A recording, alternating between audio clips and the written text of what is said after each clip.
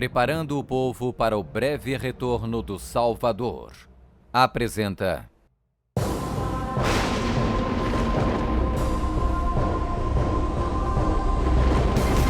Quem é a besta citada no livro do Apocalipse?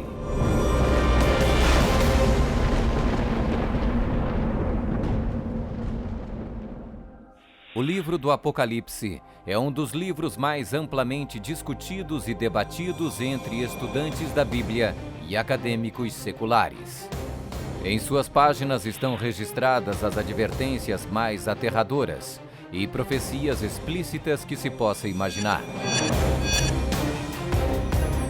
Bem-aventurado aquele que guarda as palavras da profecia deste livro. Um dos símbolos mais cativantes, mas muitas vezes mal interpretado das escrituras apocalípticas do Apocalipse, está no capítulo 13, onde fala sobre a besta do mar, que muitas vezes é referida simplesmente como a besta. Durante séculos, muitas pessoas têm incessantemente especulado qual a identidade da besta. A Bíblia, no entanto, é o seu próprio intérprete.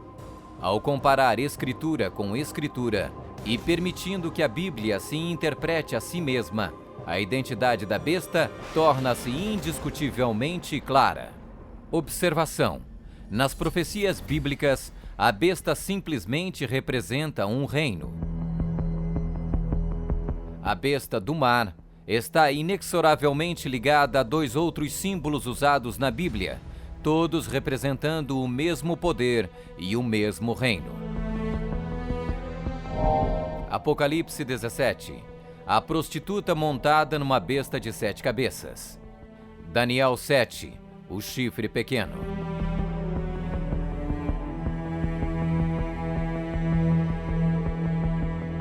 Quando comparamos Escritura com Escritura, a identidade deste poder anticristo torna inevitavelmente óbvio. 15. Características que identificam o poder da besta.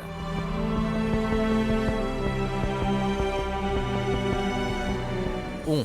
É uma igreja e uma cidade. E a mulher, prostituta, que viste é a grande cidade que reina sobre os reis da terra. Apocalipse 17, 18. Observação: na profecia, a mulher é igual à igreja, a prostituta, mulher, portanto, igual uma apóstata, igreja infiel. 2. Está sentada sobre 7 montes.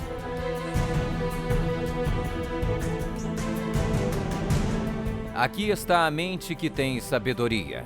As 7 cabeças são 7 montes, sobre os quais se senta a mulher. Apocalipse 17, 9.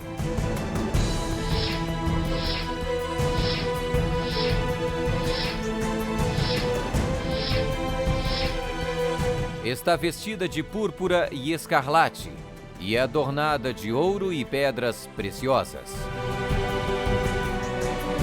A mulher, igreja, estava coberta de púrpura e escarlate, e adornada de ouro, de pedras preciosas e pérolas. Apocalipse 17, 4. 4. Exerce poder sobre todos os habitantes da terra. Também foi-lhe dada autoridade sobre toda a tribo, povo, língua e nação. 5. Surgiu de uma área densamente povoada, com uma diversidade cultural. Também disse-me: as águas que viste, onde a prostituta se senta, são povos, multidões, nações e línguas. 6. Completamente erradicou 3 reinos quando subiu ao poder. Atentando nesses chifres, reparei que nascia de entre eles um outro mais pequeno, e que na sequência disso, 3 outros foram arrancados, com a raiz e tudo, para lhe deixar espaço. Observação: na profecia, o chifre igual um rei, reino. 7. Faz guerra com os santos. Vi a mulher embriagada com o sangue dos santos e com o sangue dos mártires de Jesus.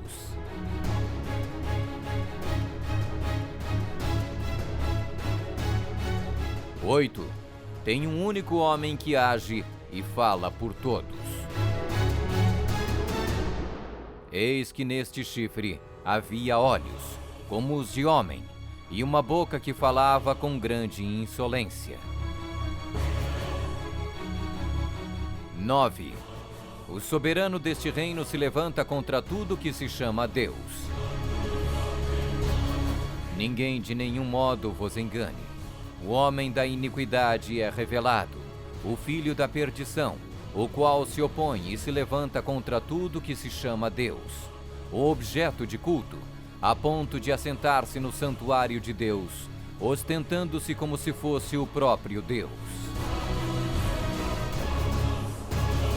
10. O soberano deste reino identifica-se com o número 666. Aqui está a sabedoria. Aquele que tenha entendimento, calcule o número da besta, pois é número de homem. Ora, esse número é 666.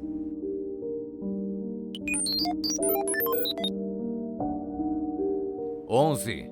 Fala arrogâncias e blasfêmias. Foi-lhe dada uma boca que proferia arrogâncias e blasfêmias. 12.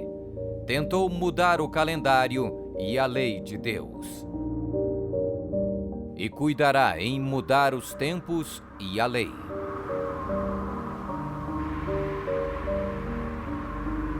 13. Governou por 1260 anos. E foi-lhe dada a autoridade para agir 42 meses.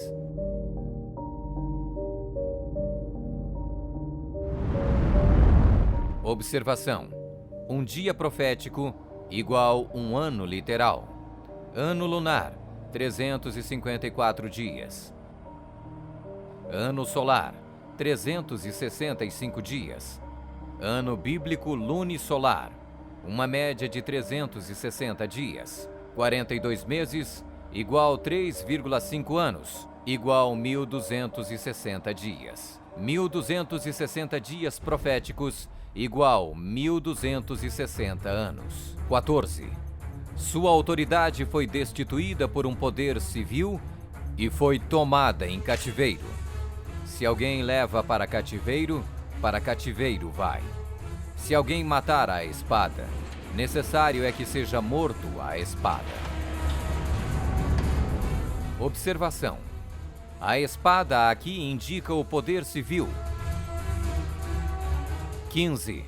Foi mortalmente ferida, mas acabará por se recuperar. Então vi uma dessas cabeças como golpeada de morte, mas essa ferida mortal foi curada, e toda a terra se maravilhou, seguindo a besta.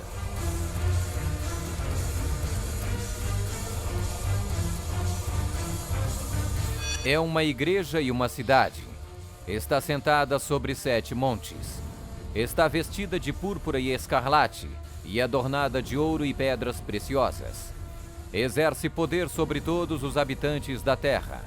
Surgiu de uma área densamente povoada, com uma diversidade cultural. Completamente erradicou 3 reinos quando subiu ao poder. Faz guerra com os santos. Tem um único homem que age e fala por todos. O soberano deste reino se levanta contra tudo que se chama Deus. O soberano deste reino identifica-se com o número 666. Fala arrogâncias e blasfêmias. Tentou mudar o calendário e a lei de Deus. Governou por 1260 anos. Sua autoridade foi destituída por um poder civil e foi tomada em cativeiro. Foi mortalmente ferida, mas acabará por se recuperar. Somente um poder na história corresponde com todos estes detalhes da descrição profética. A Igreja Católica Romana. Vamos conferir. A Igreja Católica Romana. 1. É uma igreja e uma cidade. A Igreja Católica Romana e a cidade e estado do Vaticano são sinônimos. O Tratado de Latrão, Papa Pio XI, Mussolini, 1929, declarou o Vaticano um estado independente e reconheceu a soberania do Papa dentro da cidade. Os pactos consistiam de um tratado político que criou a cidade-estado do Vaticano e deu reconhecimento total da soberania à Santa Sé. 2. Está sentada sobre 7 montes. Roma. A cidade das 7 colinas.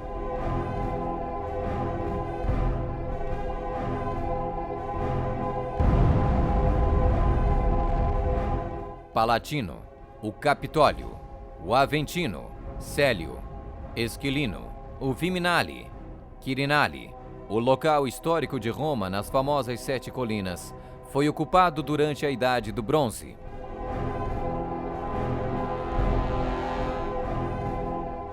Três. Está vestida de púrpura e escarlate e adornada de ouro e pedras preciosas. A cor para os bispos e outros prelados é púrpura, para os cardeais é escarlate. A cruz peitoral deve ser feita de ouro e decorada com pedras preciosas. Observação: havia 4 cores determinadas por Deus para serem usadas pelos sumos sacerdotes: ouro, azul, púrpura e carmesim. Disse o Senhor a Moisés: fala aos filhos de Israel e diz-lhes que nos cantos das suas vestes façam borlas pelas suas gerações, e as borlas em cada canto presas por um cordão azul. E as borlas vos serão, para vendo-as, vos lembreis de todos os mandamentos do Senhor, e os cumprais.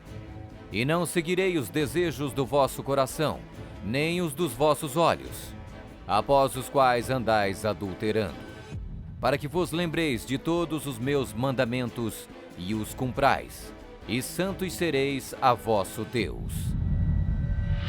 4. Exerce autoridade sobre todos os habitantes da terra. Nós definimos que a Santa Sé Apostólica e o Pontífice Romano têm a supremacia sobre todo o mundo, sobre o qual não existe autoridade superior. O Papa Gregório se declara como direto herdeiro da comissão ilimitada sobre todas as almas. 5. Surgiu de uma área densamente povoada com uma diversidade cultural. A Igreja-Estado Católica Romana surgiu do meio de 10 tribos, monarquias originais da Europa. Anglo-saxões, Inglaterra; germanos, Alemanha; visigodos, Espanha; francos, França; lombardos, Itália; burgundos, Suíça; suevos, Portugal; érulos; ostrogodos; vândalos;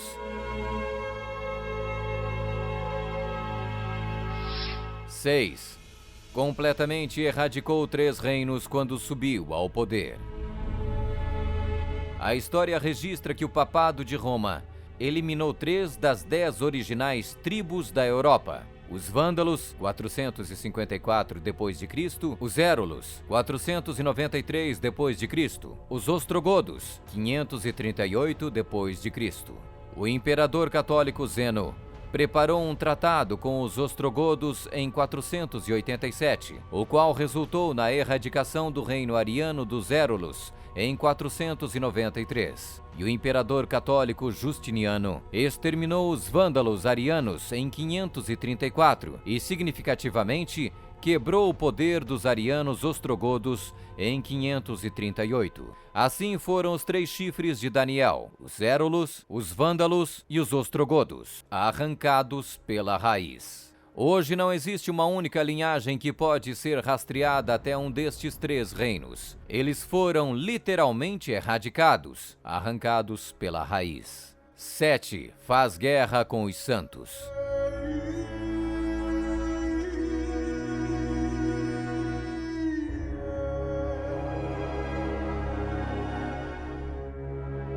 Que a Igreja de Roma derramou mais sangue inocente do que qualquer outra instituição que tenha existido na humanidade não será colocada em dúvida por nenhum protestante que possua bons conhecimentos de história. É impossível formar uma ideia completa do enorme número de vítimas, e é quase certo não existir poder de imaginação capaz de compreender adequadamente seu sofrimento.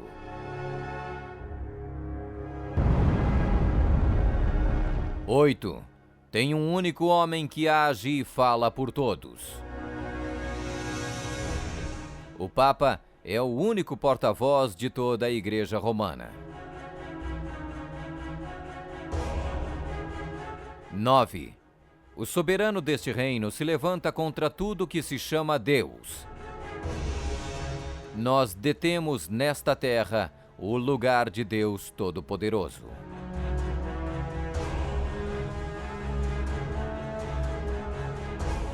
10. O soberano deste reino identifica-se com o número 666. A tríplice coroa do Papa tem a inscrição Vicarius Filii Dei, que em latim significa o vigário do Filho de Deus.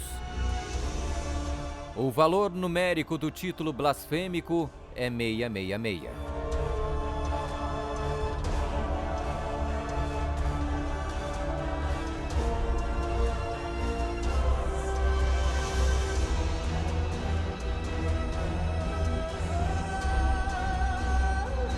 11.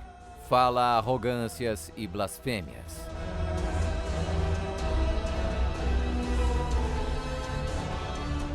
A Sagrada Escritura define blasfêmia como 1.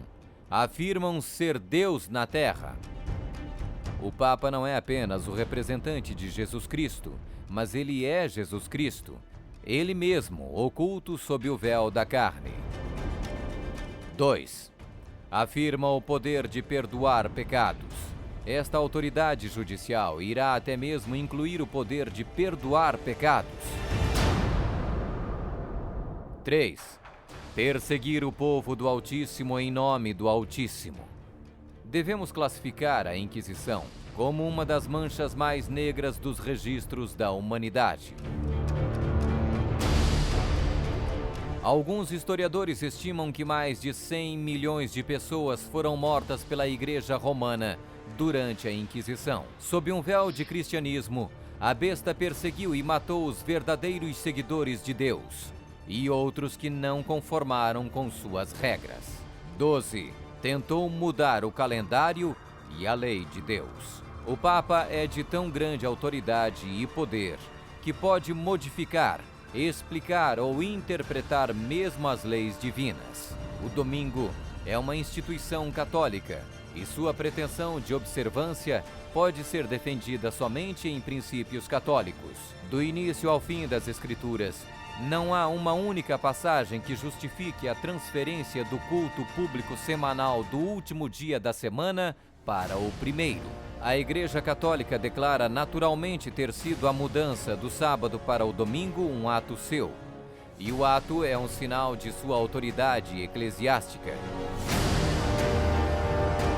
Observação: esta mudança não foi simplesmente uma troca de dias de culto, foi uma mudança de calendários.